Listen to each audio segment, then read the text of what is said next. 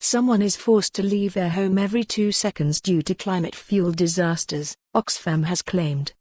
A report published today by the charity reveals that more than 20 million people a year have been forced to leave their properties due to events such as floods, wildfires or cyclones over the last decade, making climate-related emergencies the #1 reason for internal displacement. Oxfam's briefing forced from home found people are 7 times more likely to be driven from their homes due to these events than they are by earthquakes and volcanic eruptions, and 3 times more likely than by conflict. The report comes as a UN climate summit begins in Madrid, with delegates expected to focus on the issue of financial support for communities, including displaced communities, which have suffered loss and damage because of the climate crisis.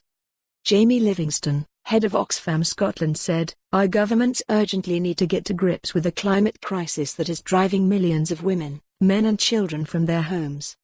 The poorest people in the poorest countries are paying the heaviest price. Climate change is forcing people around the globe. Hungry farmers in Guatemala, pastoralists in Ethiopia and those hit by cyclones in Asia or southern Africa, to abandon their homes and face up to an uncertain future.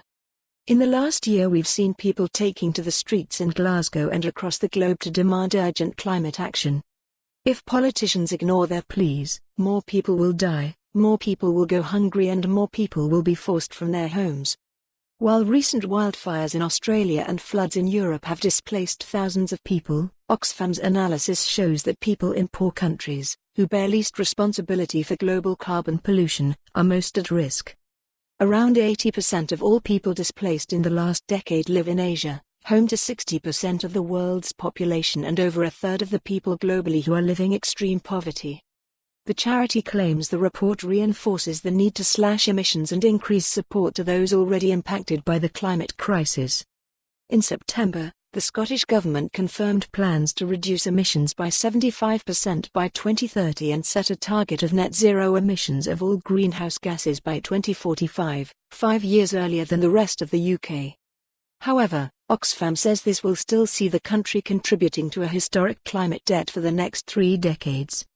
Scotland also has a climate justice fund to support those impacted by the climate crisis. Mr. Livingston added, "Governments can and must make Madrid matter.